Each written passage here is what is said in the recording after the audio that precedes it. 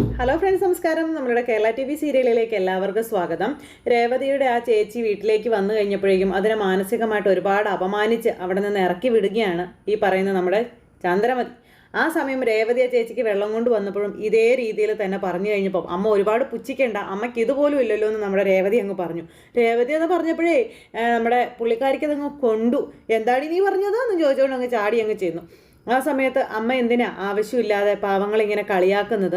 അമ്മ അതിൻ്റെ ആ ഒരു അവസ്ഥ മനസ്സിലാക്കിയിട്ടുണ്ടോ? അമ്മയ്ക്കാണ് നാളെ ഇങ്ങനെ ഒരു അവസ്ഥ വരുന്നതെങ്കിൽ എന്താകും എന്നൊക്കെ ചോദിച്ചു. എനിക്ക് അങ്ങനെ ഒരു അവസ്ഥ വരില്ലടി, കാരണം എൻ്റെ ശ്രുതിമോളുണ്ട്. എൻ്റെ ശ്രുതിമോളുടെ കടയുടെ പേര് തന്നെ എൻ്റെയാ, അത് നിനക്ക് അറിയാമോ എന്ന് ചോദിച്ചു. അങ്ങനെ ഇവർ തമ്മിൽ അതും ഇതും അങ്ങോട്ടും ഇങ്ങോട്ടും പറഞ്ഞു കഴിഞ്ഞിട്ട് ഈ പൂവിന് വേണ്ടിയുള്ള പിടുത്തമായി. പൂ എനിക്ക് കിട്ടിയേ പറ്റൂ, വേണമെങ്കിൽ 10 20 കൂട്ടിത്തരാം, ആ പൂ എനിക്ക് വേണം എന്ന് പറഞ്ഞുകൊണ്ട് രേവതിയോട് ചുമ്മാ വഴക്കുണ്ടാക്കുക. അപ്പോൾ രേവതി പറഞ്ഞു, തരാൻ പറ്റില്ലമ്മേ, ഇത് കസ്റ്റമറിന് കൊടുക്കാനുള്ളതാണെന്നൊക്കെ പറയുമ്പോൾ പിന്നെ വലിയ അങ്ങേറ്റത്ത് ഇതല്ലേ, ഈ പൂ എനിക്ക് തന്നേ പറ്റുമെന്നും പറഞ്ഞുകൊണ്ട് ചുമ്മാ രേവതിയോട് വഴക്കുണ്ടാക്കിക്കൊണ്ടിരിക്കുക. അപ്പോൾ ശ്രുതി പറഞ്ഞു, വേണ്ട ആൻറ്റി, നിർബന്ധിക്കേണ്ടെന്ന് പറഞ്ഞപ്പം മോളൊന്ന് ചുമ്മാതിരിക്കുക, ഇവളുടെ ഈ പൂവിന് അത്ര വലിയ ഡിമാൻഡൊന്നുമില്ല, ആർക്ക് വിറ്റാലും ഇതൊന്ന് വാടി കഴിയുമ്പോൾ തീരാനുള്ളതേ ഉള്ളൂ, അതുകൊണ്ട് തന്നെ എനിക്ക് വേണം ഈ പൂവ്. എൻ്റെ മകൻ്റെയും ശ്രുതിമോളുടെയും ഇന്നത്തെ ശാന്തി മുഹൂർത്തത്തിന് ഈ പൂ കിട്ടിയേ പറ്റുമെന്ന് പറഞ്ഞുകൊണ്ട് നിർബന്ധം പറയാം. അപ്പോൾ എന്താ ഇവിടെ എന്നും ചോദിച്ചുകൊണ്ട് അച്ചമ്മ അങ്ങോട്ടേക്ക് വന്നു. അച്ചമ്മ അങ്ങ് വന്നു കഴിഞ്ഞപ്പോൾ ഞാൻ ഇവളോട് ഈ പൂവിൻ്റെ കാര്യം പറയാമായിരുന്നെന്ന് പറഞ്ഞു. പൂവിൻ്റെ കാര്യമോ? ഏത് പൂവിൻ്റെ? അത് പിന്നെ അച്ചമ്മ, ഈ പൂ അമ്മയ്ക്ക് വേണമെന്ന് അമ്മ പറയുന്നേ, പക്ഷേ ഇത് കസ്റ്റമറിന് കൊടുക്കാൻ വേണ്ടിയിട്ട് മാല കെട്ടിക്കൊടുക്കാൻ വേണ്ടി തന്ന പൂവാണ്. ഇത് ഞാൻ അമ്മയ്ക്ക് കൊടുത്താൽ എൻ്റെ കടയുടെ വിശ്വാസത്തെ അത് ബാധിക്കും, എൻ്റെ കടയുടെ വിശ്വാസം നഷ്ടപ്പെട്ടു പോവില്ലേ അച്ചമ്മേ? അപ്പോൾ ഞാനത് അമ്മയോട് പറഞ്ഞതാണ്. അമ്മയ്ക്കാണെങ്കിൽ അത് സമ്മതമല്ല, അമ്മയ്ക്ക് ഈ പൂ വേണമെന്നും പറഞ്ഞുകൊണ്ട് ഭയങ്കര നിർബന്ധമാണെന്ന് പറയുമ്പോൾ നിനക്കെന്തിനാ ചന്ദ്ര ഇത്രയും പൂവെന്ന് ചോദിച്ചു. അത് പിന്നെ ശ്രുതിയുടെയും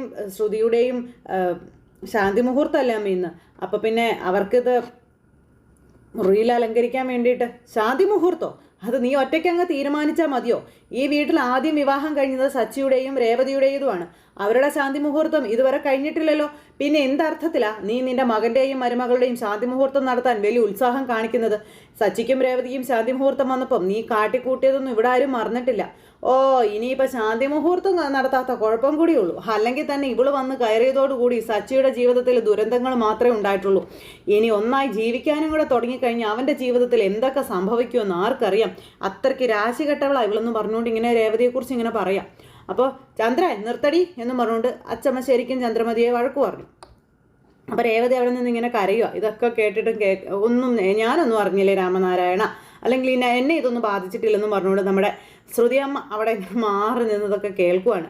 നീ ഈ പറയുന്നതിനൊക്കെ നീ തിരുത്തി പറയേണ്ട ഒരു സമയം വരും ചന്ദ്രമതി. കാരണം ഈ നിൽക്കുന്നത് മഹാലക്ഷ്മിയാണെന്നറിയാതെ അതിനെ പുറംകാലുകൊണ്ട് തട്ടി എറിഞ്ഞാൽ നീ അനുഭവിക്കാൻ പോകുന്നത് ചില്ലറ കാര്യമൊന്നും ആയിരിക്കില്ല എന്ന് പറഞ്ഞു. ഈ സച്ചിയുടെയും രേവതിയുടെയും ശാന്തി മുഹൂർത്തം നടത്താതെ ഇവിടെ ഓരോരുത്തരുടെയും ശാന്തി മുഹൂർത്തം നടത്താൻ ഞാൻ സമ്മതിക്കില്ല എന്ന് പറഞ്ഞു. അതുപോലെ ഈ പൂ രേവതി എന്തിനാണോ ഇവിടെ കൊണ്ടുവന്നത് അതിന് തന്നെയാണ് പ്രാധാന്യം. ആ കാര്യങ്ങൾ, ആ പൂ വെച്ച് ആ മാല കെട്ടി കൊടുക്കേണ്ടവർക്ക് രേവതി അത് കൊടുക്കുകയും ചെയ്യും.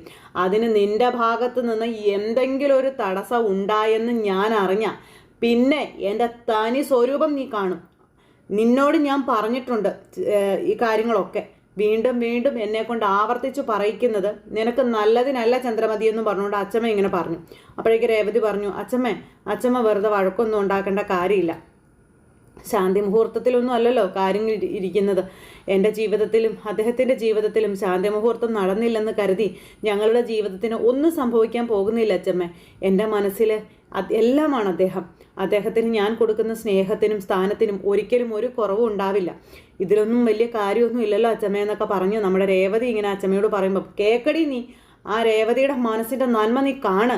ഈ കുഞ്ഞ് എന്തോരം സംസാരിച്ചാലും അല്ലെങ്കിൽ ഈ കുഞ്ഞ് എത്ര സ്നേഹം കാണിച്ചാലും നിൻ്റെ മനസ്സിൽ ദുഷ്ടതയും വിഷവും ഉള്ളതെന്ന് എനിക്ക് നന്നായിട്ട് അറിയാം.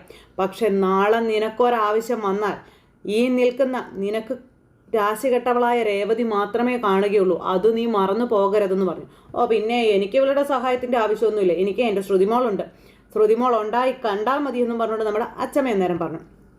ശ്രുതിക്ക് മനസ്സിലായി ആ വീട്ടിൽ ചന്ദ്രമതിക്ക് മാത്രമേ ശ്രുതിയെ ഇഷ്ടമുള്ളൂ, വേറെ ആർക്കും ശ്രുതിയെ ഇഷ്ടമല്ല എന്നുള്ള കാര്യം. എന്നിട്ട് നമ്മുടെ ശ്രുതി ഇങ്ങനെ ഒരു മൂലയ്ക്ക് പോയി നിൽക്കുക. അത് കഴിഞ്ഞപ്പോൾ മോള് വരാൻ പറഞ്ഞ് ചന്ദ്രമതിക്കിട്ട് കൊടുക്കാനുള്ളതെല്ലാം കൊടുത്തിട്ട് അച്ചമ്മ അങ്ങ് പോയി രേവതിയെയും കൂട്ടിക്കൊണ്ട്. അത് കഴിഞ്ഞപ്പോഴേക്കും ചന്ദ്രമതി നേരെ ചെന്ന് ശ്രുതിയോട്, മോളിതൊന്നും കേട്ട് വിഷമിക്കണ്ട കേട്ടോ, അവൾ ഒറ്റ ഒരുത്തി ഇതിനെല്ലാം കാരണം. അവൾക്ക് വേണ്ടി വക്കാലത്ത് പറയാനേ ഇവിടെയുള്ളവരെല്ലാവരും മോളുടെ അടുത്തും വരും. മോളതൊന്നും മൈൻഡ് ചെയ്യേണ്ട, രാശി കെട്ടവളാണ് അവൾ വന്ന് കയറിയതോടു കൂടിയാണ് ഈ കുടുംബം ഇങ്ങനെ ആയതെന്നൊക്കെ പറഞ്ഞുകൊണ്ട് ഈ ചന്ദ്രമതി ഇങ്ങനെ പറയുക. അപ്പോൾ ഇതെല്ലാം കേട്ട് പറഞ്ഞ് ചിരിച്ചുകൊണ്ട് ഇങ്ങനെ ശ്രുതി അവിടെ നിൽക്കുന്നു. എന്തായാലും ആ ഒരു ഇതെല്ലാം കഴിഞ്ഞു. അടുക്കളയിൽ പോയിട്ടാണെങ്കിലും നമ്മുടെ രേവതിയോട് അച്ചമ്മ ഇങ്ങനെ സമാധാന വാക്കുകൾ പറഞ്ഞുകൊണ്ടേ ഇരിക്കുകയാണ്. അപ്പോൾ രേവതിക്കാണെങ്കിൽ ഭയങ്കര സങ്കടം കേട്ടോ. അപ്പോൾ സച്ചി ഇവിടെ ഇല്ലാതായി പോയത് നിൻ്റെ നല്ല കാലമാണെന്ന് അച്ചമ്മ ചന്ദ്രമതിയോട് പറയുകയും ചെയ്തു. സച്ചി അവിടെ ഉണ്ടായിരുന്നെങ്കിൽ നിൻ്റെ അവസാനം കണ്ടേ അവൻ ഇവിടെ നിന്ന് പോവുള്ളായിരുന്നു. അങ്ങനെ നമ്മുടെ സച്ചിയുടെയും രേവതിയുടെയും ശാന്തി മുഹൂർത്തത്തിനെ പറ്റി വീണ്ടും അച്ചമ്മ പറയുമ്പം അതൊന്നും പോടി പിടിച്ച് നടത്തേണ്ട കാര്യമില്ല അച്ചമ്മയെന്നും പറഞ്ഞുകൊണ്ട് രേവതി ഇങ്ങനെ പറയാം. ഇത് കഴിഞ്ഞിട്ട് നമ്മുടെ മണവാളൻ, അതായത് പുതുമണവാളൻ മണിയറയിൽ നിന്ന് പുറത്തിറങ്ങുന്നില്ല. അവിടെ ഇരിക്കുന്ന മുല്ലപ്പൂ മണത്ത് ആ പൂവും എടുത്ത് ഈ പൂവും എടുത്ത് പെർഫ്യൂം എടുത്ത് ഇങ്ങനെ അതിനകത്ത് അടയിരിക്കുക.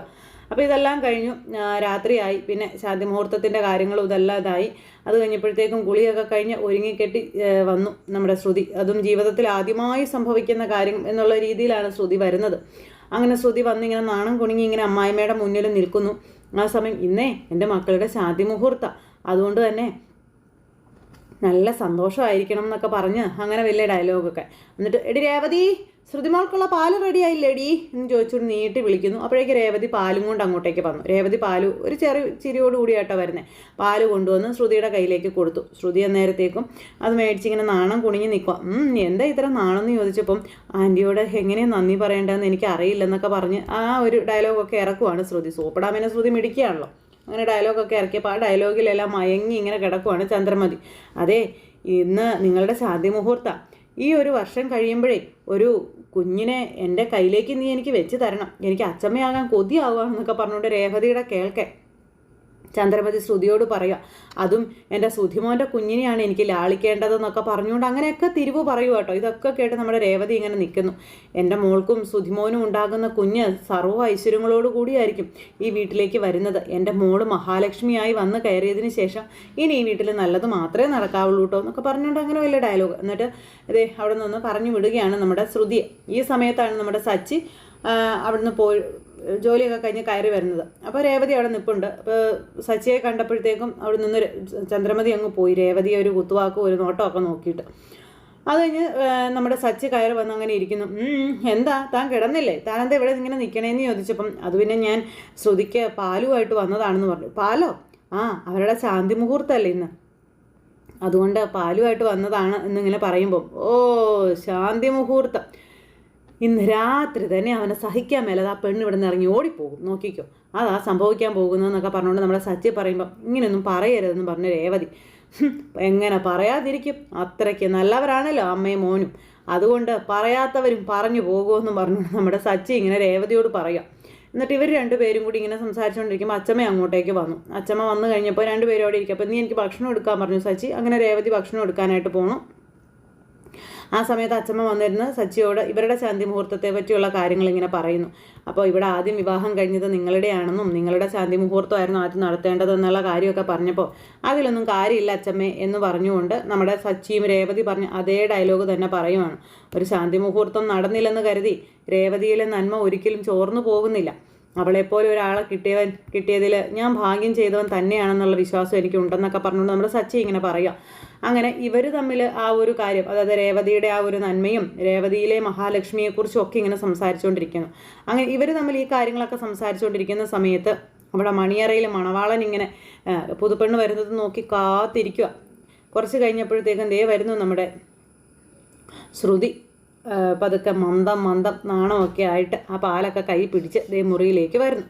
അങ്ങനെ മുറിയിലേക്ക് വരുന്ന പുതുപ്പെണ്ണിനെ കണ്ടിങ്ങനെ കണ്ണ് ചിമ്മാതെ മറന്ന് നോക്കി നമ്മുടെ ശ്രുതി അങ്ങനെ ഇരിക്കുകയാണ്. എന്ത് വേണമെങ്കിലും എപ്പോൾ വേണമെങ്കിലും സംഭവിക്കാമെന്നുള്ളത്. അങ്ങനെ മുറിയിലേക്ക് കയറി വന്ന് പാലിങ്ങനെ അവിടെ വെച്ചിട്ട് നിന്നിങ്ങനെ കാലുകൊണ്ട് കളമൊക്കെ വരച്ച് നമ്മുടെ ശ്രുതി ഇങ്ങനെ നിൽക്കുന്ന സമയത്ത് ശ്രുതി ചെന്നിട്ട് എന്താ ഭയങ്കര നാണമാണോ അങ്ങനെയാണോ ഇങ്ങനെയാണോ എന്നൊക്കെ ചോദിക്കുന്നു. അത് കഴിഞ്ഞ് പിന്നെ രണ്ടുപേരും കൂടെ പാലൊക്കെ പപ്പാതി കുടിക്കുന്നു. അതിനുശേഷം പിന്നെ ഭയങ്കര റൊമാൻറ്റിക്കായിട്ടാണ് ശ്രുതി സംസാരിക്കുന്നത്. ശ്രുതിയുടെ റൊമാൻറ്റിക് കണ്ട് ശ്രുതി മയങ്ങി അങ്ങ് വീണു. ശരിക്കും പറഞ്ഞു കഴിഞ്ഞിട്ടുണ്ടെങ്കിൽ താഴെയാണെങ്കിൽ ഇവരുടെ ആ ഒരു ഇതൊക്കെ ആലോചിച്ച് ചന്ദ്രമതി ഭയങ്കര സന്തോഷവതിയായിട്ട് അങ്ങനെ ഇരിക്കുന്നു.